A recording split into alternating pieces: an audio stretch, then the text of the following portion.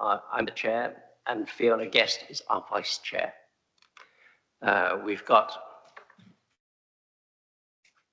members of the committee this evening is Councillors Wyatt Lowe, Madden, Hobson, Mitchell, Patterson, Bristow, Bromham, Allen, Riddick, Walker, and Councillor Durrant.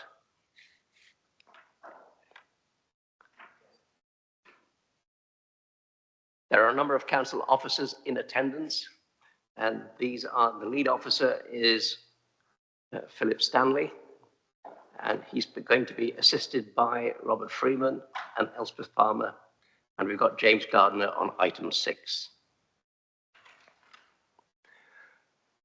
We're not expecting a fire drill this evening, but if the alarm sounds, please make your way to the ground floor and assemble outside.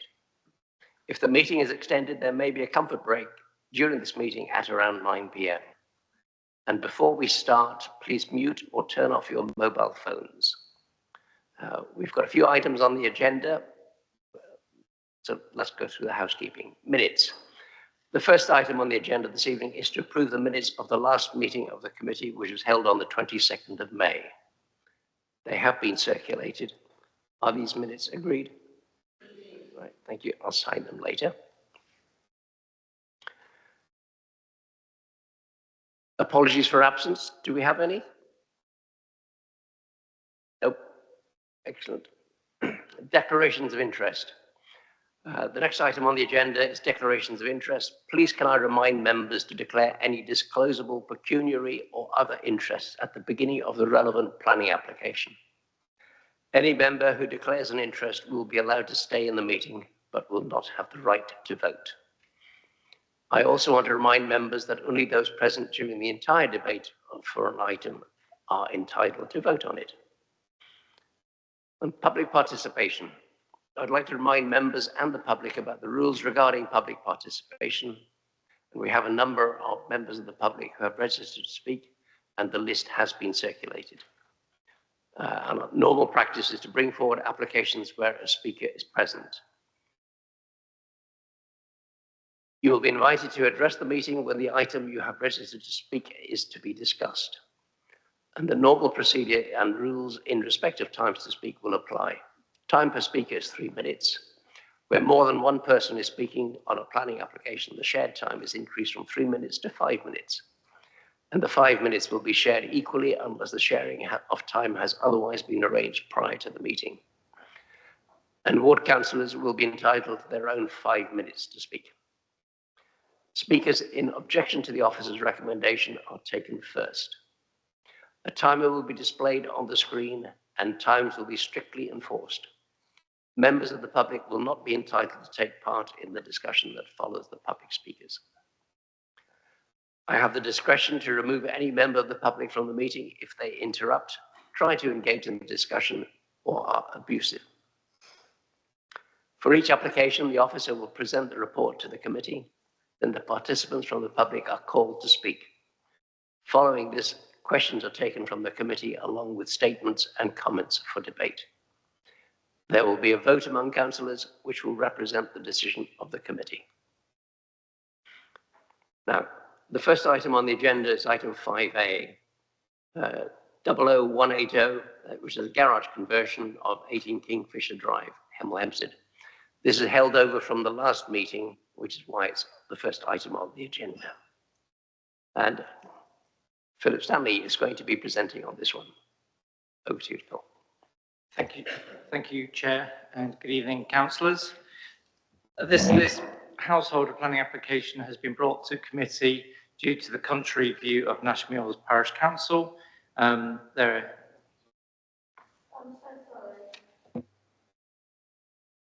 so sorry. I just want to declare an interest in this one. I was at the Parish Council meeting where it was discussed. I do kind of have an opinion, and I don't think it's appropriate that I should be taking part, so I won't be voting. Thank you. Thank you, Chair. So, yes, it's brought to Planning Committee due to the contrary view of Nashmills Parish Council, who have raised concerns in respect of parking. Their concerns can be found on page 20 of the report. So moving to the presentation, there are no late items, no late representations. So here we can see the location of the site, corner plot in a residential area of Hemel Hempstead, where there's no objection in principle to householder development. And a site plan. As I say, the property is located a corner plot on Kingfisher Drive. This slide shows the existing elevations, and we can see on the existing right-hand side elevation the existing kind of porch or projection. And here we have the proposed elevations. So we can see, again, if we focus on the proposed right-hand side, we can see the extent of the proposal compared to, on the far right-hand side, that front extension extended right towards, well, beyond the front of the house, whereas now the front extension is proposed to be contained under the porch roof there. And we can also see the conversion of the garage into a room. So here we have the existing floor plans. We can see that the existing property benefits from a garage, as the report mentions. The garage is not of dimensions to be considered a parking space. It doesn't meet the minimum requirements to be considered as such. Next slide. And here on the floor plans, it's a clearer demonstration of the extent of the front extension and how that then compares to the previously approved ground floor plan, which did go flush with the house, and now it's contained under the existing canopy roof. And to finish with some photos, here we can see that canopy roof. So as described, the proposed front extension would sit under that. That enables the parking space to be of a depth to count as a parking space, and therefore there would be no change to the parking provision on site as a result of this development.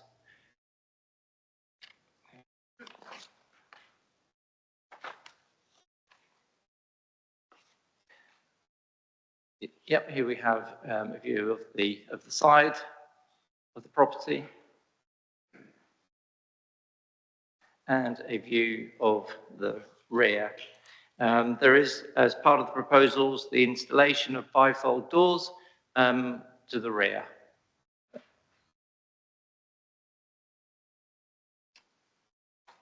So, so to conclude, officers are of the view that the works are acceptable.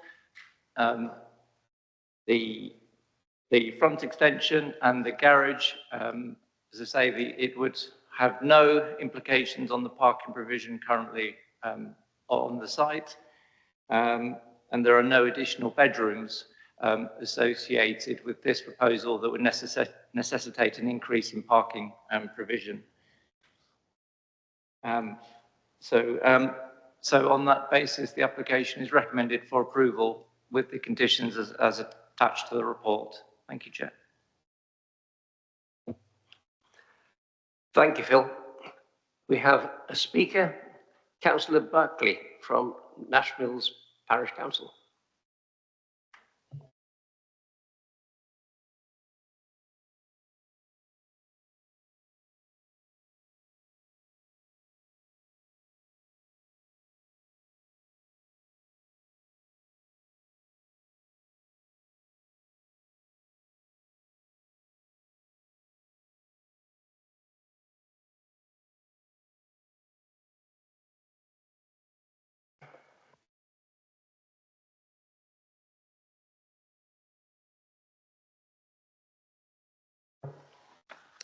Good evening. As I hope you will have understood from our detailed objection noted in your report pack, Nash Mills Parish Council has objected to this proposal in relation to parking provision. As in our duty, we have reviewed this application on behalf of the parish residents, and as with all applications of this type, have carried out a detailed assessment of the parking provision, given that this is one of the most frequent concerns raised by residents. It is well documented that Nash Mills suffers from significant parking stress. The lack of capacity within Nash Mills Wharf has forced parking overflow into the surrounding streets, to the detriment of the residents of those streets, not least of which is Kingfisher Drive. No further development should be permitted which would add to this stress. Too often, the on-street parking is assessed during working days, when the real parking stress occurs in the evenings and during weekends. The officer notes that the garage does not meet current parking standards, but presumably conformed at the time of construction and does still have the capacity for a car. The report notes that policies CS8 and CS12 of the Decorum Core Strategy seeks to ensure that development provides sufficient and safe parking. This development clearly does not meet that criteria. The property owner would appear to have 2 cars, so will have insufficient parking, and there is rarely spare capacity within the local on-street parking. The land at the front and the side of the property has recently been covered with stones for hard standing and is being used for parking. However, it does not appear to have permission for that, and it has not served by a vehicular crossover and cannot be considered a formal space serving the dwelling. It therefore generates highway and pedestrian safety concerns, given its location on a corner with limited visibility. Nash Mills Parish Council urges you to refuse this application. Thank you. Thank you. Right, members, over to you. Questions to the officer? Comments? Who's first?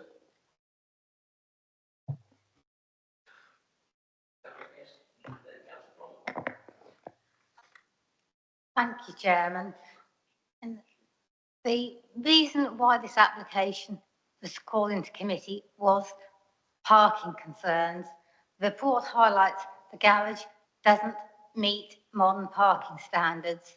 The reason why modern parking standards are as they are is that cars have got bigger. Indeed, a lot of the Decorum garages, the Decorum Borough Council garages, are either not rented out, and a lot of those are rented out. They're used for storing things other than cars because they're not big enough for modern cars. So on this basis, that it's unlikely that a car will be kept there because it's not big enough for a modern car. And this application, unlike a previous one for the site, which is still extant, introduces a parking space at the front. I would be happy to move the officer recommendation on this. But Chairman, you might want to park this because there may well be other speakers. No pun intended about parking it. Thank you. Yes, we will park that.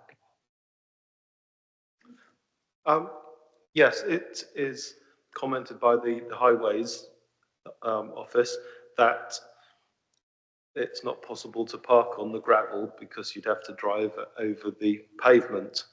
But that doesn't seem to be a restriction in terms of parking on pavements outside of London. So that's an anachronism in the regulation. But also I note that the dropped curb, which they can access, if they approach that at an oblique angle, would they be able to park on the gravel in front of the house anyway?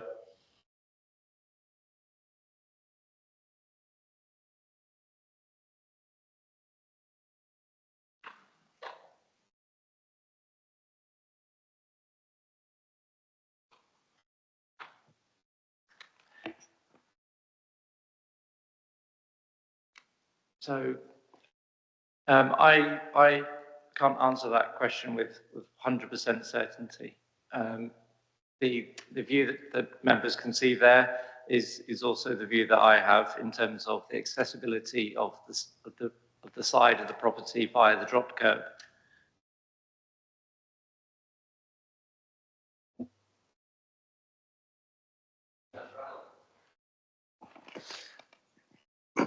Are we allowed to take into consideration the previous hard-standing parking arrangements and the number of cars the householder is claimed to already possess in making this decision?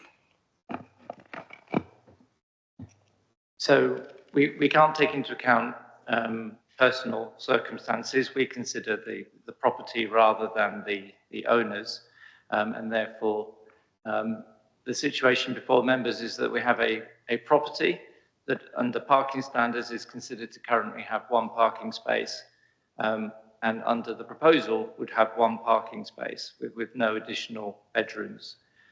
So that is the consideration before members today. Thank you for confirming that.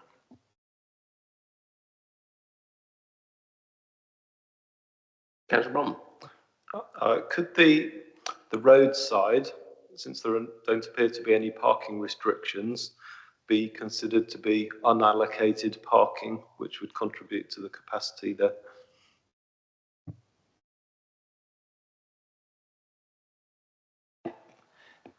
So from reading the officer's report, there seems to be a difference of opinion in terms of the parking stress in the area. I understand it's unallocated in terms of there's no CPZ or controlled parking. However, National Mills are quite clear that particularly in the evenings, that the roads in the area are busy.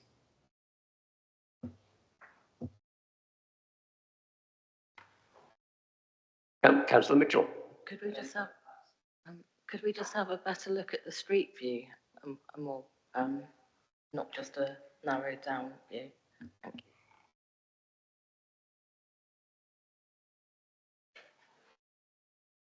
you. We don't have a wider street view. Again, members need to focus on the development before them in terms of there is one parking space currently here and one is being maintained with no additional bedrooms.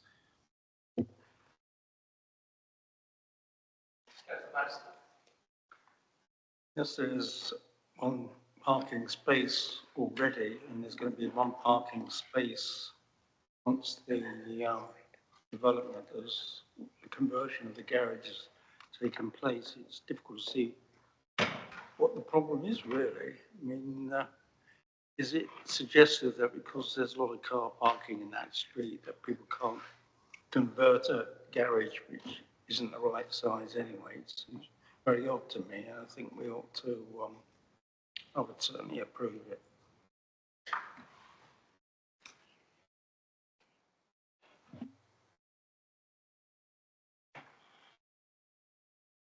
Any further comments? Right. So, Councillor Patterson, from what you were just saying, are you prepared to second the granting of consent? Right. Right, in which case, if there's no further comment, we've got a proposer from Councillor Guest that we grant consent. We've got a seconder by Councillor Patterson. Show of hands, please. Those in favour?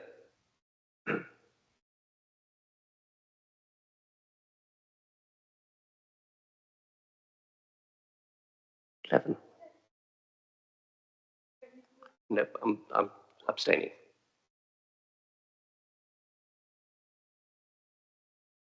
Right, 11. Right. Those in favour, 11. No objections, 1 abstention. Officer's recommendation is granted.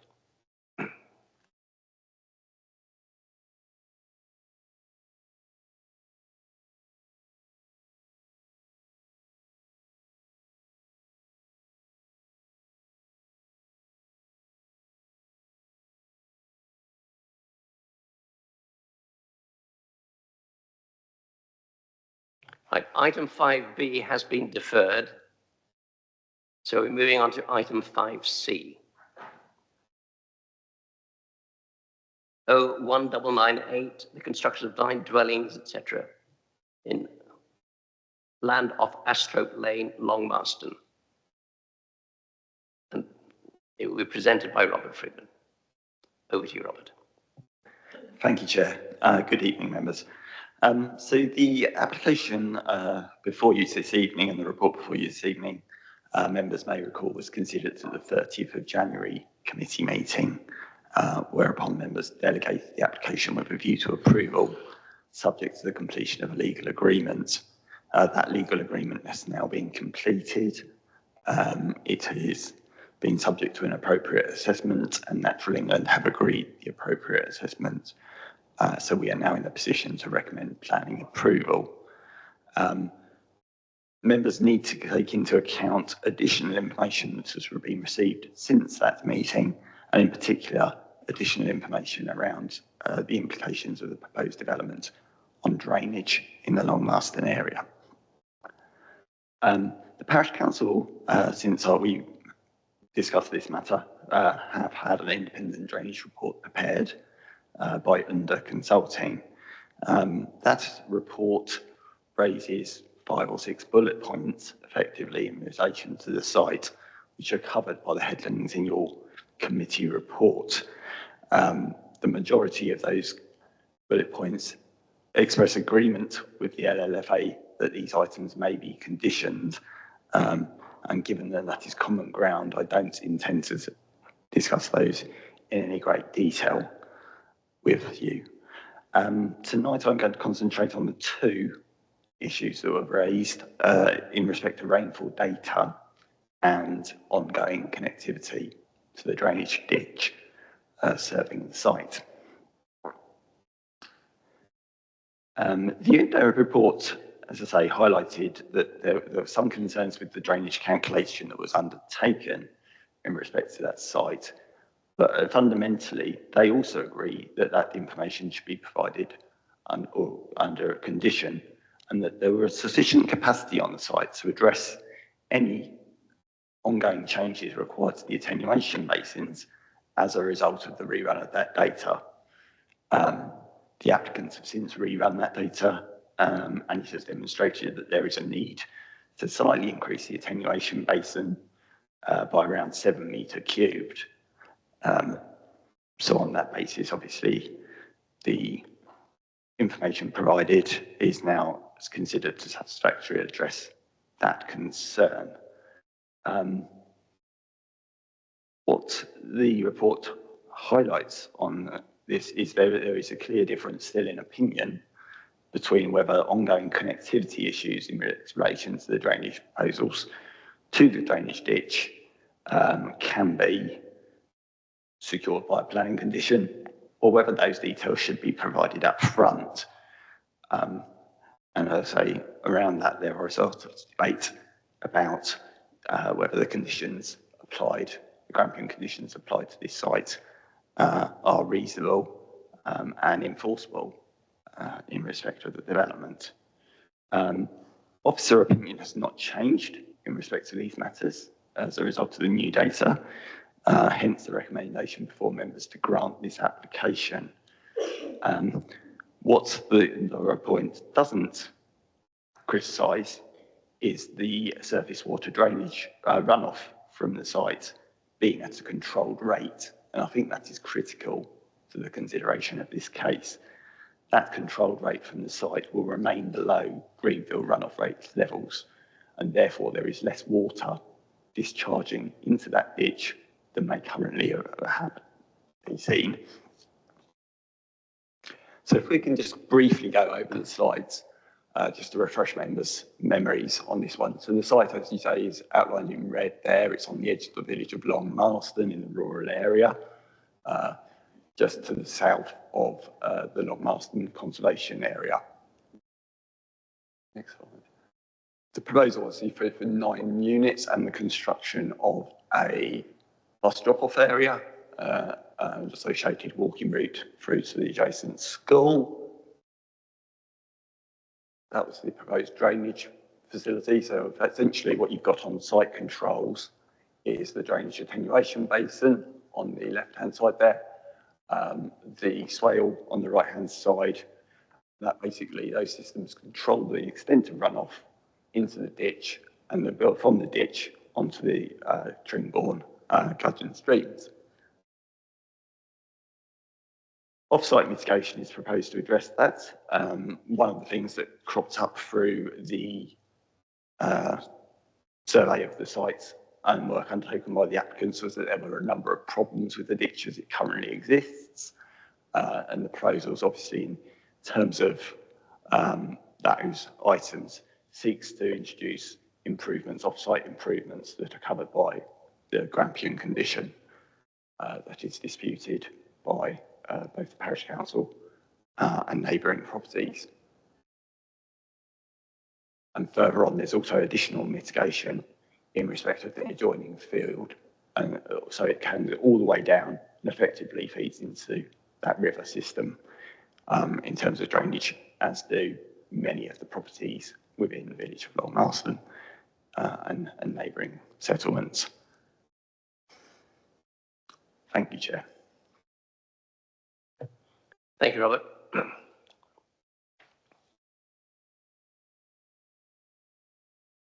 Now we've got a speaker registered, Councillor Smith-Wright, speaking in objection. You have 5 minutes. Thank you. Thank you, Chair, councillors. Thank you for the opportunity to speak tonight. I am here on behalf of residents as well as the Tring Rural Parish Council. We do raise serious concerns about this application, specifically the drainage strategy and the implications for flood risk for the village.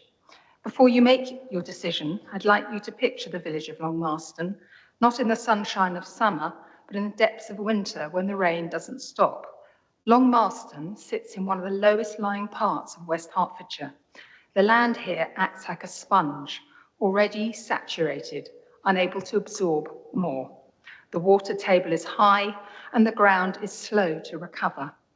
We're surrounded by open fields and an aging ditch network that is often blocked. Most of the time it's often blocked. Much of it is intended for highways runoff. Ditches that run along the road are owned by 4 different landowners. So managing these ditches is extremely difficult. They're often overgrown, as I say, and they're not maintained by the landowners, highways, or the Environment Agency. They are failing silently until it's too late. And then there is the water we don't control. When the Canal and River Trust releases water from nearby reservoirs to protect larger towns like Aylesbury that have built on floodplains, that excess water floods our fields and overwhelms our village, turning Long Marston into sacrificial soakaways. This isn't speculation. We've seen homes surrounded by water. We've seen raw sewage backing up. In 2021, a bungalow in Chapel Lane was so badly flooded, it had to be demolished. Residents live with the fear that it will happen again. Add to this the new unpredictable weather patterns we're now facing, where we can have a month's worth of rain in a weekend and the risks multiply. This is not about whether flooding might happen, it's about what we already know. This village is vulnerable. As a responsible local authority, we must ask, should we knowingly build where we cannot guarantee safety? Should we be placing homes for families and children, where no one can promise the drainage will work? Would we like to live next to this kind of uncertainty? Flooding must be our red line. If we don't draw it there, where will we? The drainage strategy is fundamentally flawed. The independent report from under consulting commissioned by a local resident and the parish council clearly shows the proposed drainage scheme is unworkable and impractical. There is no supporting evidence from the applicant. Despite repeat requests, the applicant has not supplied the surveys and data that supposedly support the strategy. The LLFA has not looked very closely. We were told the LLFA had scrutinised this application carefully. They withdrew their original objection without any new site visit or inspections or proper assessment. Grampian conditions are legally unenforceable. The planning officer is relying on pre-commencement Grampian conditions to manage the flood risk, but they fail 3 key legal tests: enforceability, precision, reasonableness. The cost and scale of the works make this impractical. According to paragraph 55 of the MPPF, conditions must meet 6 specific tests.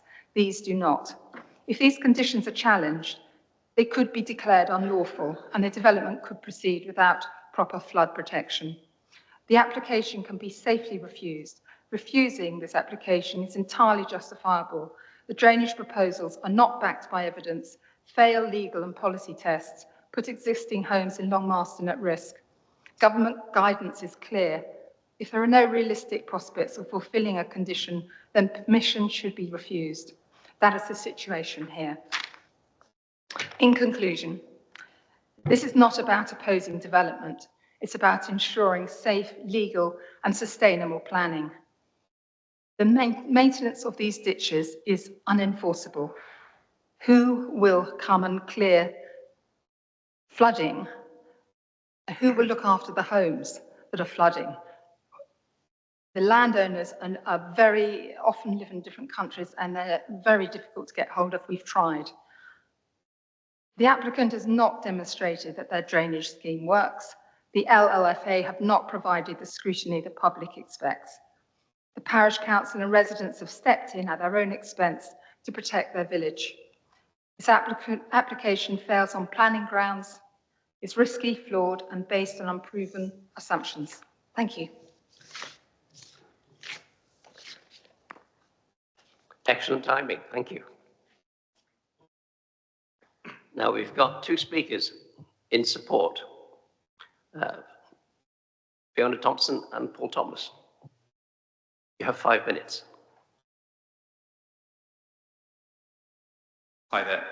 I did prepare some quite detailed words, but actually I think it's better if I just respond to Caroline's words actually more directly. I think there's a fundamental misunderstanding that building some new houses increases flood risk, and I think that's where some of the miscommunication from a very small minority of people in the village that do unfortunately represent 2 or 3 members on the parish council has what's dragged this out for so long.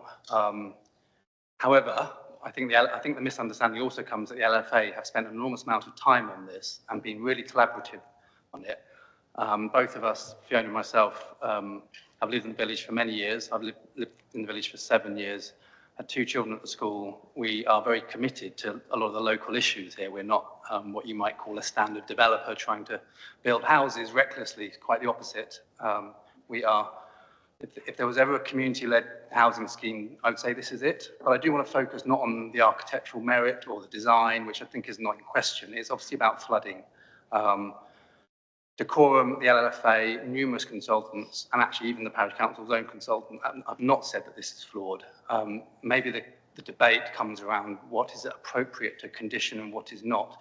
But one of the issues with this is that so much time, energy, and money has gone into an enormous amount of detailed design in relation to the flood risk. It is actually completely undeniable that the flood risk is reducing, not increasing, as a result of this scheme.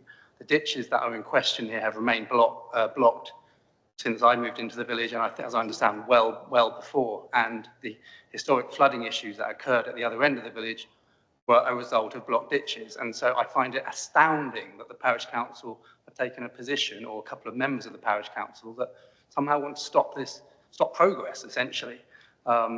I don't want to take too much time talking about the school and the issues around the road, but I think that's getting lost, that this is such an important aspect of the scheme and more important. And I think that actually the majority of people that have been consulted, part of the process, part of the interrogation of this scheme, have been absolutely fantastic. And it is sad that we weren't able to get dialogue with the parish council about this, because we really think we're about fixing problems together. And that's what it's always been. Over to Fiona. Good evening, everyone. I'm Fiona Thompson, one of the applicants of this scheme. We've lived in the village since 2018, and I've been involved with the school and the wider community since 2016. Over the years, I've put considerable time into the school PTA and making a village life for me and my family. This scheme has always been community-led. We live here, our friends are here, we care deeply about the future of the village. The idea that we propose something that would harm our neighbours or damage the area is simply untrue and, quite frankly, quite hurtful.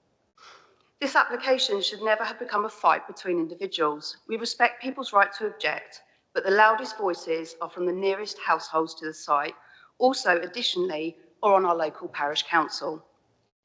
To address the key concern, flooding, this has been a long-standing issue in Long Marsden, and unfortunately there has been a lot of miscommunication around our scheme's impact, some of it bordering on intimidation. You've seen our detailed drainage strategy developed over years. Since the last committee meeting in January, we've completed even more detailed surveys, and you can see that this approach is viable and even improves the situation for a wider area. We need homes nationally, yes, but also in decorum. Young families are forced to move away due to the lack of family-sized houses. For example, right now, 26 out of 28 children in Class 1 in Long Marsden Primary School come from outside the village. This creates heavy traffic at drop-off times. Our scheme includes a new safe bus drop-off point, fully supported by the head teacher, highways and the bus service. This is an incredible opportunity to deliver something meaningful. The creation of 9 new family homes will bring young families back to the village, helping to sustain our local primary school, support the public house, and contribute footfall and energy to the new community hub, a project the Parish Council is already investing in. This is a scheme that listens and responds. We ask you to look at the full picture and approve this plan for a more sustainable, inclusive village future. Thank you. Thank you. Before we move on, could I just, Councillor Patterson, last time we saw this, you declared an interest as the ward councillor. Would you like to? Yes, sorry, Chair, I should have said that earlier on. Then once Robert started speaking, I thought I'd leave until he'd finished, and so on and so on. But yes, I'm a ward councillor for Tring Western Rural. I haven't discussed this particular application with anyone. I consider I've got an open mind on it. Thank you. Well, members, who wants to open the discussion?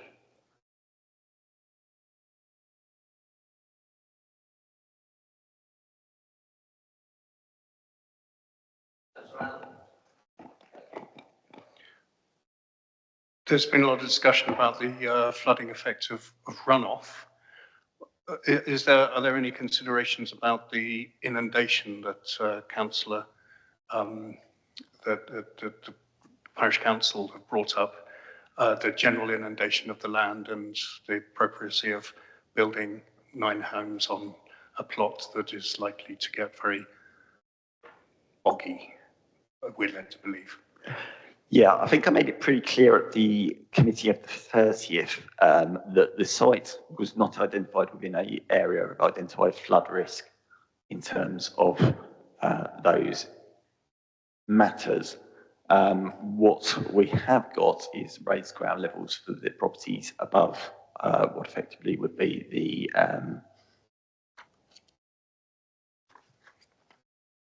the groundwater flood level. But because as I say, because the groundwater flood level is so high, that poses a risk, and the properties are elevated to prevent that risk. And that's set out in paragraph 7.12 and 7.13 of the report. In terms of canal side flooding, it's very difficult to deal with. It's not directly related to the development, and it is not a consequence of the development. I do take that point on board, but generally speaking, the site is not considered to be at risk from flooding from those sources.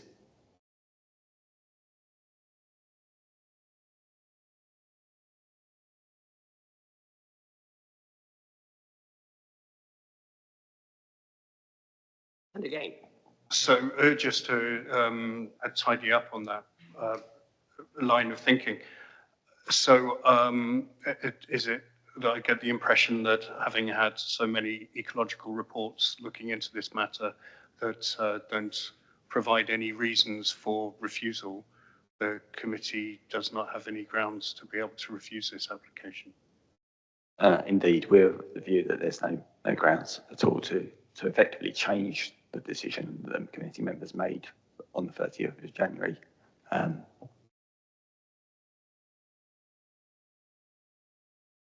Councillor Guest. Thank you. What was said in the officer report that groundwater runoff into the ditches would be less than the existing, less than is now, less than it would be from fields. And I'm not a drainage consultant, so how was this determined by the drainage consultants who did look at it? Yes, so as you will appreciate, the application has been subject to some quite detailed drainage proposals submitted in respect to the development. It's been subject to a flood risk assessment, and it's been subject to a flood risk assessment addendum, which includes the mitigation set out in screen that before you, all with the aim and objective to alleviate the concerns of the LLFA in respect of the site. The surface water calculations are carried out using modelling software. There is an established greenfield rate. There is an established methodology for calculating the runoff associated with the development. And there are associated drainage measures within the scheme to control that rate to a level of runoff that is below that of greenfield runoff rates, accepted greenfield runoff rates throughout the country. It's a tried and tested methodology and one that the LFA obviously stand behind in terms of forming a judgment on those issues. Thank you.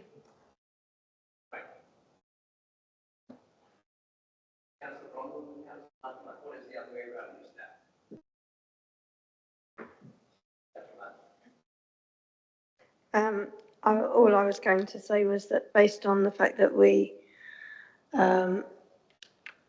voted to delegate with a view to approval in January, I see there's no material change and I don't see any difference. I was going to propose officer recommendation. We'll park that for the moment. Thank you. Councillor Bromwell.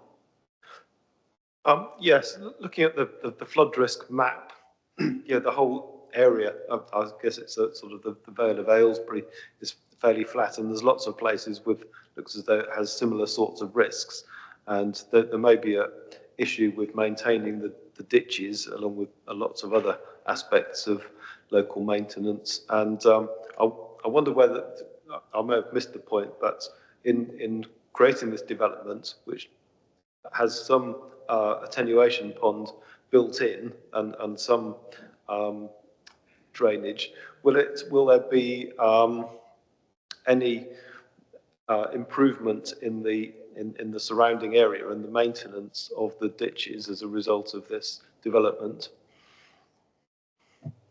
Yes, so the condition that is debated as to its lawfulness, effectively, covers the matter of off-site drainage works, which essentially, if it boils down to the clearing of those ditches that are there at the moment to bring it up back to a standard that it should always be maintained at. It doesn't go to the extent of maintaining that perpetuity, because that is the right of the riparian landowners and responsibility of those to undertake that work. But it is resetting the clock, so to speak, on the condition of that ditch. And that is necessary, obviously, to make the development acceptable in this case, in its relationship with the development per se. The drainage rates, as I say, discharge rates into that field theoretically are less than they would be with greenfield. So, yeah, arguably you've got less water in the ditch, you've got less risk of that flooding, and that obviously is to be taken on board as well. As I say, the test is that the planning test is that it doesn't make flood risk worse or put the occupants at risk of flooding. And in this instance, neither of those would be and wouldn't be met by this scheme. And accordingly, we're recommending approval. Can I just add and ask you to comment on the fact that I think if condition number 11 covers the pre-commencement works, there's been contentious statements in the addendum about the Grampian conditions. Would you like to confirm that these are now agreed? Yes, so the position in respect of the gambling condition we've always maintained is an enforceable planning condition. The works are required to be undertaken prior to any commencement of work on site.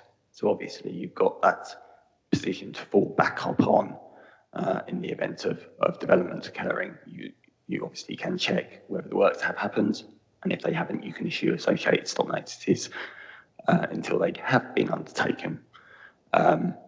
We also conclude that they are reasonably likely to be implemented in the timescales of the planning permission.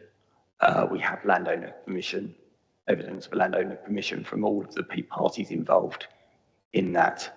There was a question about whether they would still be in favour if they got to understand the full extent of the works. The full extent of the works, as far as I'm concerned, have been pursued. They are not in the public domain as yet because they are subject to the condition, but work has been undertaken in the background. Some additional information has been provided by Price and Myers, which is in the addendum report and on the public file in relation to survey works of that ditch. So we are getting to a point where we have enough information to actually discharge that point of the condition. And that's obviously working in the background for this scheme. So there's almost renewed confidence from our side that, you know, the details of that off-site works are being thrashed out and there are still landowners on board with that condition. And that is as much as you can say at this stage, and builds it into the work, obviously the realm of it being reasonably deliverable in terms of a planning condition and being discharged. Thank you, Robert. Any further comments from anybody? Right. So we've got a proposal from Councillor Martin.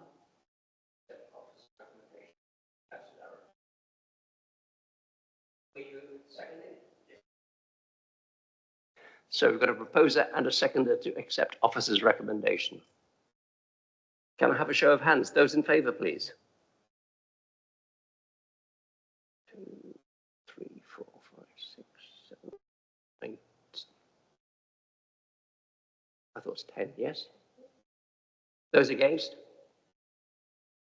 1. Abstentions? 2. Right. So that came down to 10 in favour. Was it 1 against? Yep, 1 against and 2 abstentions. Officer's recommendation is carried.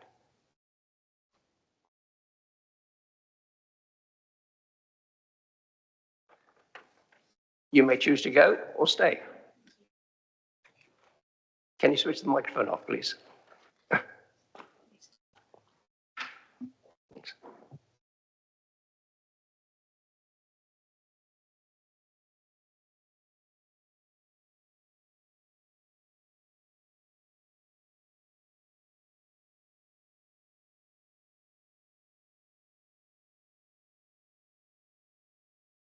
Right. Item 5D is 00624. It's a retention, constructing a farm workshop and fertilizer store at Cotton Spring Farm. And Elspeth Palmer is presenting. Over to you. Thank you, Chair. This retrospective application has been brought before the committee due to the contrary views of the Hempstead Parish Council. Site location plan showing the site edged in red, with the other land owned by the applicant edged in blue. The site is on the northern side of Friendless Lane, near to the intersection with Cotton Spring View to the south. This is an aerial view of the area with an arrow pointing to the site, showing the existing agricultural building.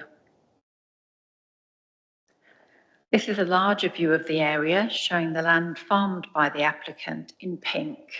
The site is just north of the woodland, shown brown on the plan. The eastern elevation, which is the front of the building.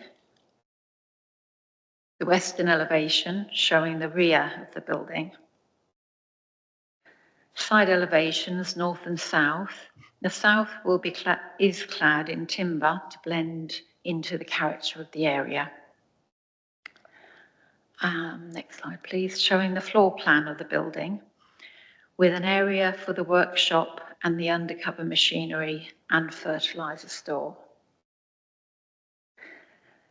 This is a photograph showing a view from the frontage, showing the agricultural building behind the grain storage pad, which is used to place the grain prior to collection. As the application is retrospective, that is, it has already been built, we have the benefit of seeing the scheme as it stands. Next slide, please. This is looking from the east towards the woodland south of Friendless Lane. Views from Friendless Lane looking into the site. You can see that the building is well set back from the frontage. And this is a view from the access to Cotton Spring Farm. A view from the west at the bend in Friendless Lane. The arrow indicates where the photo was taken from. I have a late item that I'd like to read. It's an email from Councillor Timmis that was received yesterday. She says, I do not know what your intentions are regarding the above retrospective application. It was originally refused some years ago, but the owner continued to erect it in the AONB. Suffice it to say, this barn is needed because the owner has converted all the barns on the site into homes. So now he needs another barn. Also, I do not know if you are aware that he has put all the remaining land pertaining to the farm up for sale, including the barn. The agents for the sale imply that it's likely that this land can be developed.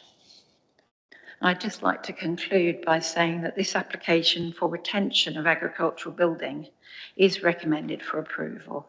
Thank you. Thank you, Elspeth. Right, there are no speakers, so over to you, members. Comments? Councillor Guest, and then Councillor Allen. Thank you, Chairman.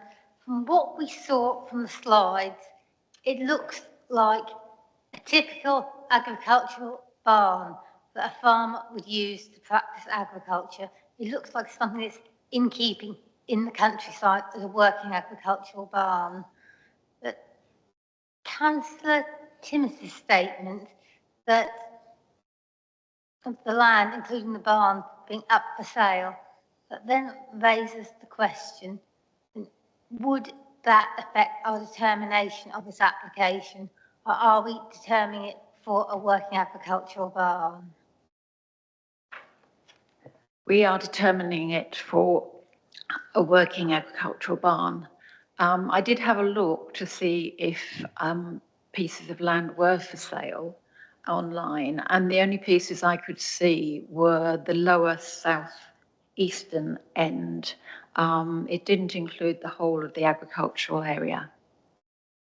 That was from my viewing anyway. But yes, we determine it as it has been presented. But it's an agricultural barn. It's something a farmer needs to practice agriculture on the land, on this piece of land. It looks in keeping with the area. It looks what you would expect an agricultural barn to look like. It's in keeping in the countryside. So I'll move the officer recommendation. You may want to park that, Chairman, because there may be other speakers. Thank you. We'll park that for the moment. Councillor Allen, and then Councillor Madden, and then Councillor Hobson. Yeah, I just wanted to explore what's the reasoning behind timber cladding on only one wall of the barn? That was put forward by the applicant to, as that's the most visible side from the road, to make it blend in better with the surrounding area. And that was obviously, because it's existing, it wasn't something that we could have an input in when it was constructed. But that was their attempt to minimise the visual impact. And if I may, Chair, you know, I'm intrigued about this argument that the landowner has got rid of perfectly good barn buildings and now is sort of maybe holding us to ransom by the creation of a new barn building because they have none left. Is that anything that we can take into account? No, we can't take that into account. It's not included in any of the policies used to assess the application. Thank you.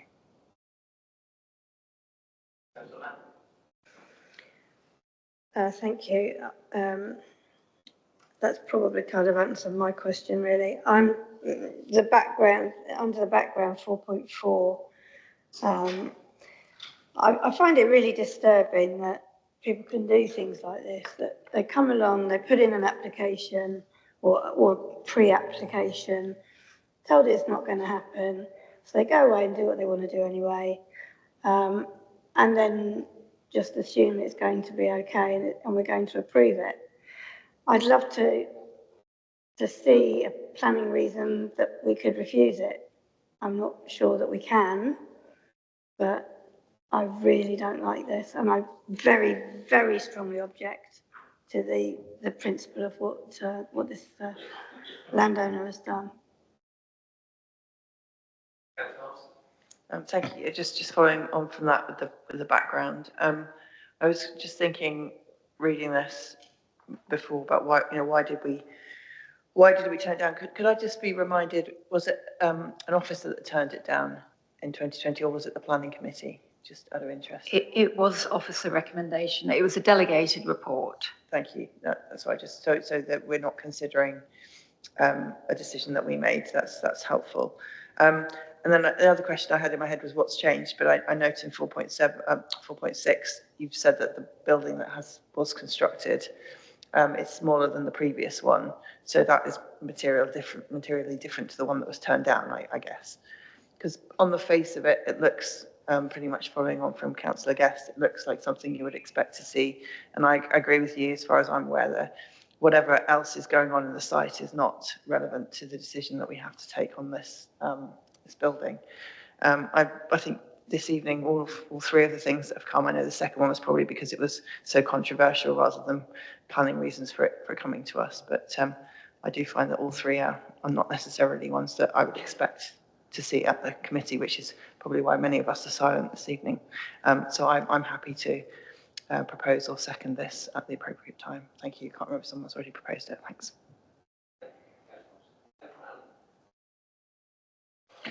Yeah, just following on from the vein that Councillor Madden introduced. What was the basis for the refusal of officer delegation? And I noticed that you said that it was in an AONB. What relevance does that have? And was that grounds for the officer refusal? And can that be grounds for our refusal? The previous application was a prior approval application for an agricultural building, which is assessed in a very different way to a planning application, retention application. But there was concern with the AGD that the design and size of the building was not in character with the AONB.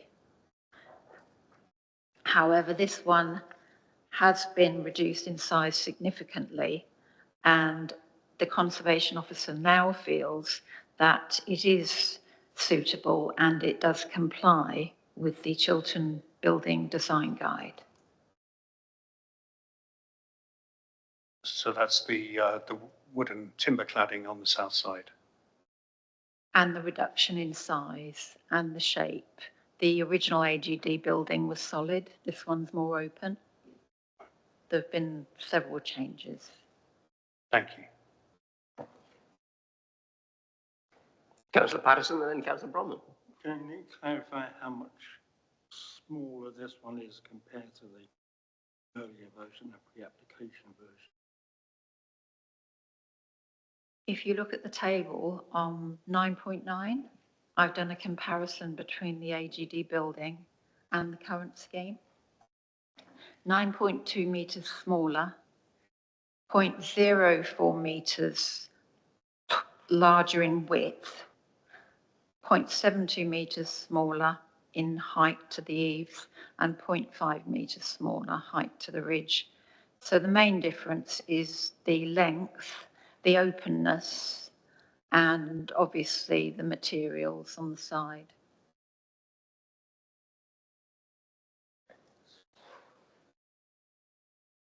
Trying to work out what cubic measurement you could come from. Not expert enough to know. I see it's much shorter. Still, almost the same height. Well, fairly close to being wider, slightly.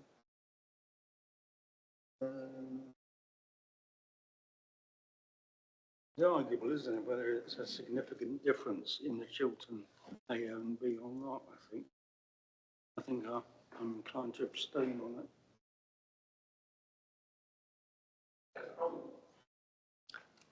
Yes, it does seem odd that only one side of it is wood clad. From the roads there, it looks as though you could see 3 or 4 sides of it. And would it be, I'm wondering why they didn't clad the other sides. Is that just because it was a bit of a half-hearted effort? And could we put a condition on it to make the wood cladding uniform across the visible surfaces?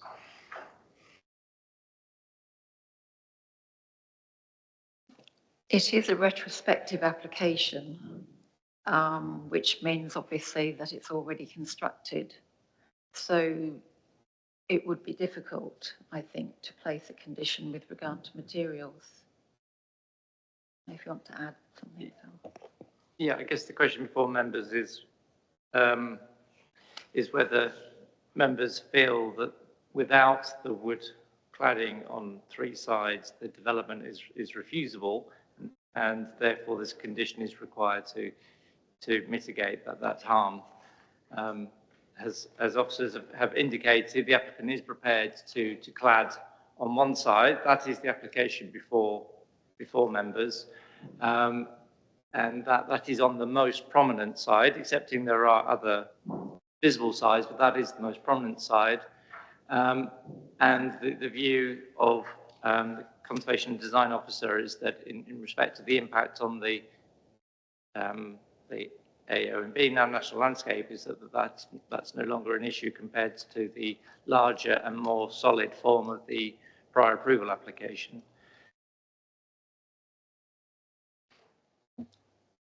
So the cladding has been done on the one side, but and that was done after the construction. Was it as a mitigation measure? I believe so.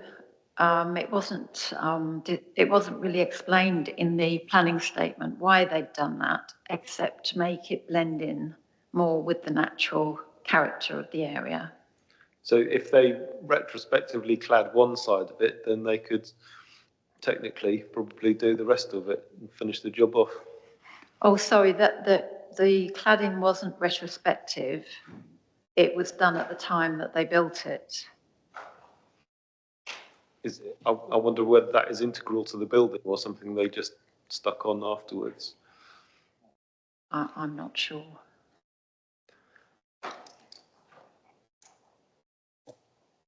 Can we put a recommendation in that they do that to improve the visual from all directions? Because it's the AO and B aspect which is the concern. So, yes, I mean, it's officers are not sure in terms of the practicalities of adding wood cladding to the current structure. I'm assuming there would be a technical way you could clad 2 more elevations. But as I say, the applicant is not with us this evening. The proposal before members is to have it clad well, as existing on the one side. And the question before members is whether without the cladding on the other two sides, it's refusable.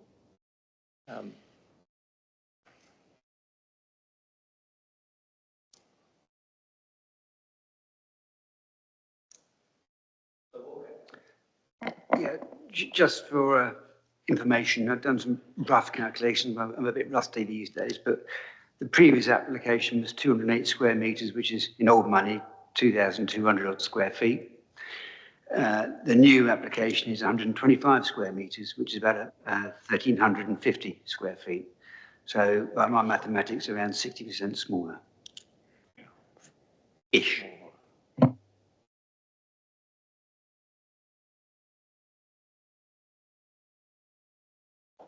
Any further comments? Right, okay, so just remind me, we've got Councillor Madden. No? Councillor Guest, was it? Councillor Guest proposing officer's recommendation. Councillor Hobson seconding. Show of hands, those in favour, please. 2, 3, 4, 5, 6, 7, 8, 9. 9 in favour. Those against? 1. Abstentions? 3. So 913, officer's recommendation is carried. Thank you.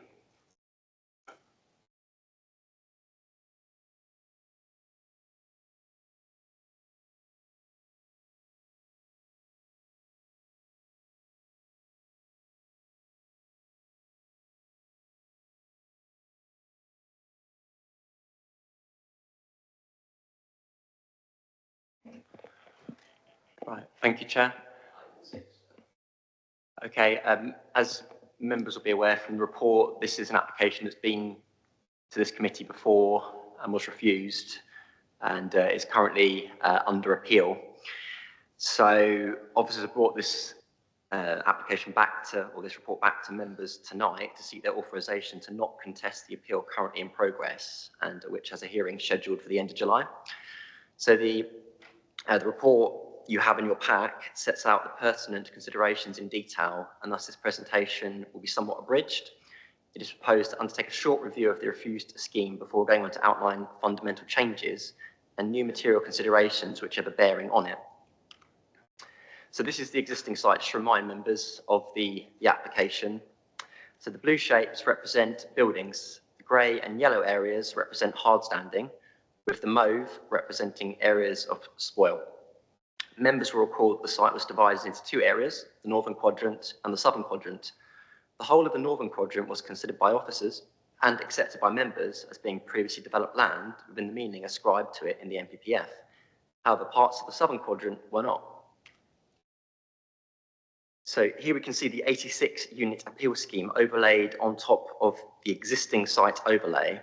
So there is an L-shaped area here in the southern quadrant that does not occupy land considered to be previously developed. And this was the proposed site layout. So again, the area in question is here, the area in the north there, and these ones here were considered to be PDL. So turning to the reasons for refusal, there were 2. Firstly, inappropriate development in the Greenbelt. That is to say, the benefits of the scheme were not considered by members to outweigh the harm to the Greenbelt arising from the development of the southern quadrant when factoring in all the harms in the planning balance. Secondly, the site was not considered to be suitable for housing by virtue of its location outside the settlement boundary. So what has changed in the intervening period? So a residential scheme of 61 units has been approved on the site, which establishes the principle of developing the site and more specifically that the site is suitable for housing. What this means in practice is that the harm previously attributed to locational sustainability, which members considered in the planning balance as a factor weighing against the approval of planning permission, has been removed. Secondly, it is the appellant's contention, and officers do not disagree, that the appeal scheme would have a very modest additional built impact over and above those approved in the 61 unit scheme. So the plan on screen shows the approved 61 unit scheme with the appeal scheme overlaid in red. So the red are the dwellings proposed as part of the 86 unit scheme that is at appeal, and the more solid buildings, they are ones that have been approved under the 61 unit scheme by this committee. So just to zoom in a bit and to look at the area in contention. So the appeal scheme would result in an L-shaped area being infilled, an area almost entirely surrounded for the most part by development approved under the 61 unit scheme. The two red lines show that the extremity of built form matches the lines southwest to northeast and northwest to southeast. So these properties here, part of the 86 unit scheme, do not extend any further outwards past those lines than the existing built form. Indeed, these ones would be sandwiched between approved development. So the purpose of this slide is to visually represent the respective harms and benefits of the scheme, which need to be weighed in the planning balance when deciding when to grant planning permission. So these three harms are previously identified. So with the approval of the 61 unit scheme, the locational sustainability harm falls away, leaving greenbelt and loss of employment. On the other side of the scales, there is the provision of market and affordable homes, self-build plots, increases to the openness of the greenbelt, provision of 15% B&G, increased green space, sustainable transport improvements, as well as economic benefits. And we can see here the weightings that officers have attributed to the respective harms and benefits.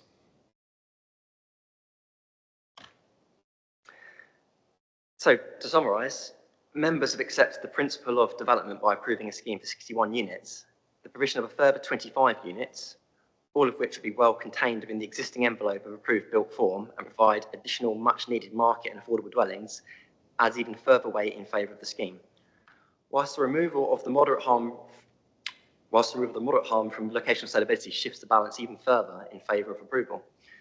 In light of the foregoing, and in having regard to the planning inspectorate guidance, which states that one example of unreasonable behaviour is, and I quote, preventing or delaying development which should clearly be permitted, it is considered that continuing to contest the appeal would put the council at a significant risk of costs. Whilst it is appreciated that the decision on the planning application cannot be taken again, it is within members' remit to agree to not contest the appeal, avoiding the very high potential of a successful costs application. Accordingly, it is recommended that the Greenbelt reason for refusal is conceded and the appeal contested. Thank you. Councillor Allen. It'd just be helpful to know what is, if we decide not to concede, to contest the appeal, does that mean that the appeal is withdrawn altogether, or does it go ahead? So the appeal will still take place. That's been submitted. So the planning inspectorate will still need to make a decision on that. Irrespective of if we concede it, they could, unlikely in my view, but they could come back and refuse that application. So the purpose here tonight is that in the view of the officers, in light of the approval of the 61 unit scheme now, this is an application or something that should clearly be approved, and that if we continue to contest it, that would be unreasonable behaviour and therefore subject to a costs, arguably a costs application to be successful. Thank you.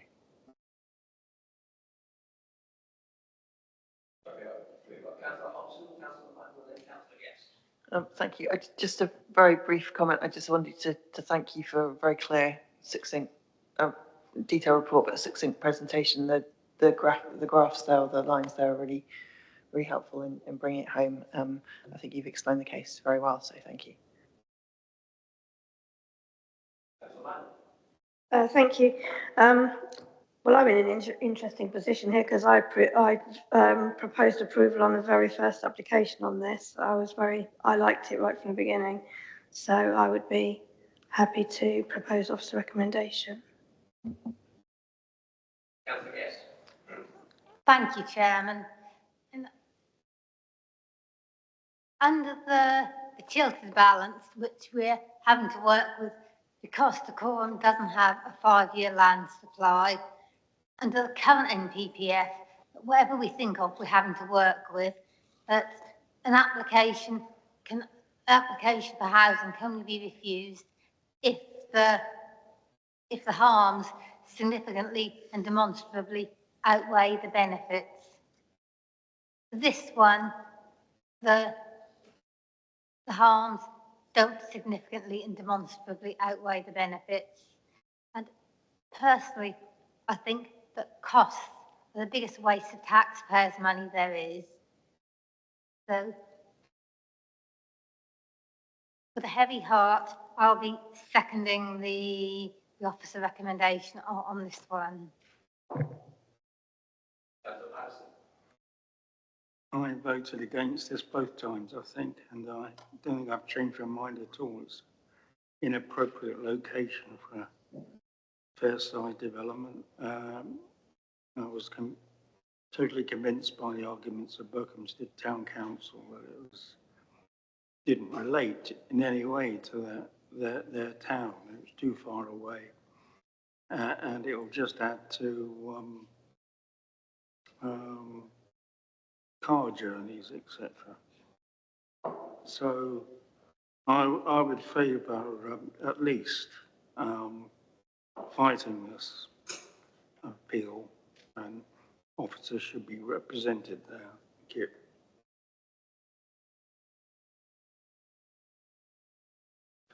Well, before we move to a vote, can I just remind members that the second application